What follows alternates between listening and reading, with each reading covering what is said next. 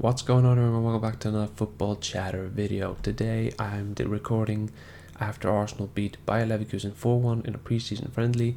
I just wanted to use today's video to discuss my thoughts on the game, what I think it could mean for the upcoming season, and a bunch of other Arsenal related stuff. If you do enjoy today's video, please consider liking the video and subscribing to the channel to help us grow the community. But let's get into it. On the screen in front of you, you will see the starting lineup. So it was David Raya in goal, Ben White, Saliba, Gabriel and Zinchenko in defence. Jorginho started out as the 6 with Havertz and Odegaard as the 8s. Trossard and Vieira were the wingers, and then Jesus was up top. Now in the game, if we just jump straight into the first goal Arsenal scored in that, you can see how Zinchenko receives the ball at left back. You can see that Kai Havertz starts out as the 8 in line with Martin Odegaard. Trossard drifts out wide and Trossard is almost hugging the sideline. So what happens immediately is, as soon as Trossard does that, he makes Frimpong, the right back from Bayer Leverkusen, actually have to push up, decide, do I have to push up with him? And obviously he has to push up with him, or else Trossard has all the space in the world. But it also indicates to Zinchenko, okay, you're moving there, which means he's going to come with you, which means I can actually pass a brilliant through ball into the run that Kai Havertz should be making. And obviously, the brilliant footballer Kai Havertz is, he makes that run. Once he receives the ball, Kai Havertz has the ball down the left-hand side, where Trossard usually would be. Now what happens afterwards is obviously Trossard cuts inside and makes a run inside near the box, crashing into the box, where Havertz would usually be as the left 8. But what also happens is Zinchenko continues his run. So Zinchenko's on the edge of the box while Trossard's inside the box. Zinchenko yells at Trossard and lets him leave it. He leaves it, Zinchenko and bangs it into the net, and it's absolutely brilliant. Well placed goal, brilliant work from Arsenal. And what I also think is very interesting is if Zinchenko doesn't want to hammer that one into the corner, if he doesn't rate himself, Odegaard is actually standing in the middle of the box, pretty well unguarded. So he could theoretically receive the ball and put it in the net himself. Obviously, he would have to hit the shot properly and all that, but didn't happen, doesn't matter. But the positionings of the players, how we crash the box with all our players, is very promising, and it's obviously so Arteta-esque. He loves these little through runs, switching positions, being a bit fluid in possession, and not being like nailed down like Trossard, you're the left winger, you have to stay in left wing. No, obviously he can become the attacking midfielder and Havertz the left winger and all that. And it was that sort of interplay in the first goal, which I think was super interesting to see. And I think it's something we're going to see a lot during the season for Arsenal. And I also think that's the reason why, and I'll come into this a bit later, I think Kai Havertz actually might stay as a midfielder this season. I mean, he has the confidence now. He's a year older and is an Arsenal player, so he's a lot more confident in what he's doing and his own ability. So I think we might see Kai Havertz stay as a midfielder. Might be wrong, but I just think that might be it. Now in the second goal, I just want to go over the way Arsenal press. So in the second goal, the goalkeeper for Bayer Leverkusen has the ball, and Arsenal are pressing with Gabriel Jesus up top, Martin Odegaard, he is kind of just monitoring that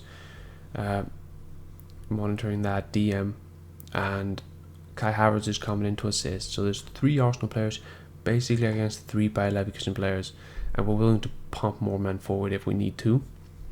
Basically what we're saying is, if you try and play through the middle, we're going to eat you. But if you try and play it out wide, we're not going to do that. We're just going to let you do that.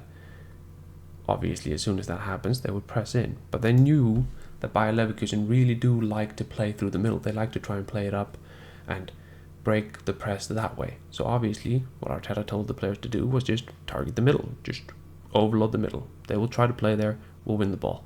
And that's exactly what happens there. Arsenal dispossess the players. And again, notice how it's Leandro Trossard again. Trossard in the first goal, he was very, smart with his footballing IQ to move to the side of the pitch to make that run possible and that pass possible to Kai Havertz to make the goal. In this second one, he is the man who wins the ball. And then he is the man to finish the attack.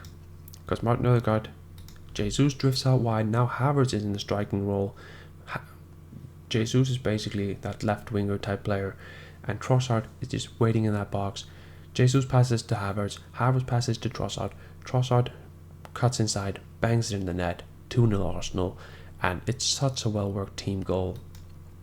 I'm so happy, when you see that, it's just straight off the training ground, absolutely brilliant. I recommend you guys check the highlights because my words are not doing this justice, but this is just fantastic to see on the pitch. Now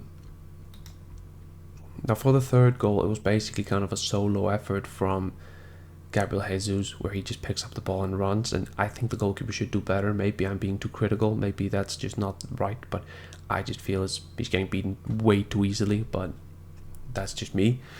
But yeah, it was a well-worked goal, well done from the team, absolutely fantastic Arsenal play, and everyone, the press really good, everyone doing their jobs, we look very organised, very good. Now in the second half, Thomas Partey plays the ball into Ethan and Ranieri. He plays the ball to Bukayo Saka. Saka takes his man on. He's invited onto the right foot, brings it into the right, into the middle of the box with a cross from the right foot. Granit Xhaka, being the Arsenal legend he is, sets up the ball for Kai Havertz, who manages to score his first goal in the game after 2 assists, 1 goal. This time he was the striker, I think. Second half of the game he was playing striker and he scored from the striker and all that. He can play both roles, left 8, striker. I think depending on what Arsenal signed in the summer, we'll see Kai Havertz play his position in that sort of scenario. So basically what I'm thinking this game is showing us is that Kai Havertz can do both roles. He'll be used in both roles. But if Arsenal sign Merino, I think he'll be more striking. He'll be more of an option as the striker. But if they sign a forward, Osimhen, Gyökeres, whatever, then yeah, maybe you'll be looking more into Kai Havertz being the left 8. If we sign both, because I don't think it's going to happen, I think we're going to sign a winger and a midfielder. We'll see Kai Havertz being played in the rotation of those 2 positions, similarly to what we've already seen. But yeah, those are my thoughts on the game. I'm not going to go over the goal we conceded because the average age of the defensive line in that goal was 18 years old, something like that. Kiwior was the oldest one there. Every main outlet from the defense was off the pitch. I do want to mention how Miles Lewis-Skelly was super good in that game. He was super impressive. Ethan Ranieri was also very impressive, and I really like those 2 players. I really hope they get a bunch of minutes and that we go far into the cup so that they can get more minutes and we can see more of them this season. They deserve it. But yeah, that's it for the game. Let's just go into the tactic board again here. So the reason I want to go into the tactic board is not to discuss necessarily the tactics, because we already went through that, I already discussed it, but how will they line up in the season? I think we're very close to seeing exactly how the team lines up in the season. I think Zinchenko goes out for Calafiori, Vieira goes out for Saka, and Jorginho goes out for Declan Rice. I think this is going to be the starting lineup for Arsenal this season, unless obviously we sign someone bigger. And in this case, Kai Havertz is playing as the left 8. We're going to have to deal with that. We're going to have to accept that. I think that's just going to happen. I think Arteta really likes the idea. He was signed with that in mind. And we didn't get to see him and Jesus play together a lot last season. This season it looks like we're going to see that. And I think the reason why I have Trossard in that one is because, number one, he was brilliant last night. He was absolutely fantastic.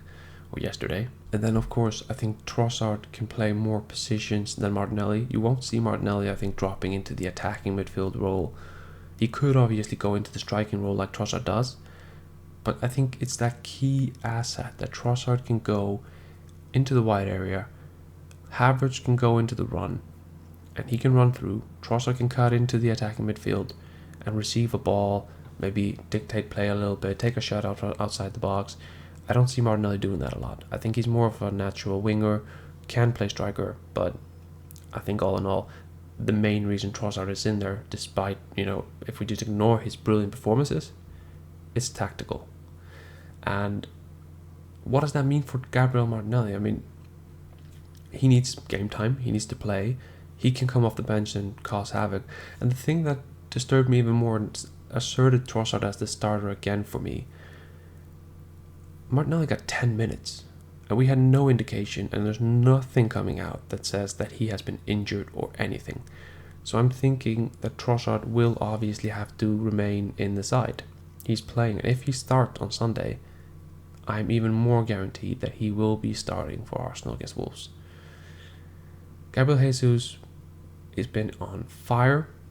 He's been insane in this preseason. Arteta has praised him so much that I can't see Arteta dropping Gabriel Jesus from the starting lineup to start Kai Havertz up top. Because, I mean, what is he going to do? Is he going to move Jesus to the left wing and bring Trossard off? I don't think he will do that. So I think for the start of the season, this is the team we're going to go with. This is the team we're going to see. Calafiori or Timber in left back. Depends on how fit Calafiori is. He was not in the team yesterday because he was tired. So I'm thinking maybe Calafiori is too tired to play the game. Maybe he's not. But on Sunday, if he starts, fantastic. If he gets a second half appearance, fantastic. Maybe Zinchenko will start that first game. But I think future-wise, we're talking about the fact that Calafiori and Timber are going to be kind of rotating that left-back spot. I think Ben White's going to be pretty nailed in that right-back spot. But when he needs a rest, Timber can obviously go there. But yeah, Arsenal have great depth in the defence right now. Midfield needs a bit of work. I think we need one more forward. But all in all, it's looking very promising. The game that we just saw looked very promising. This team looks very promising. The performance looked very promising. I'm very excited for the season. I hope you are too. If you did enjoy that, please consider liking the video, subscribing to the channel. I'll see you next time. Goodbye.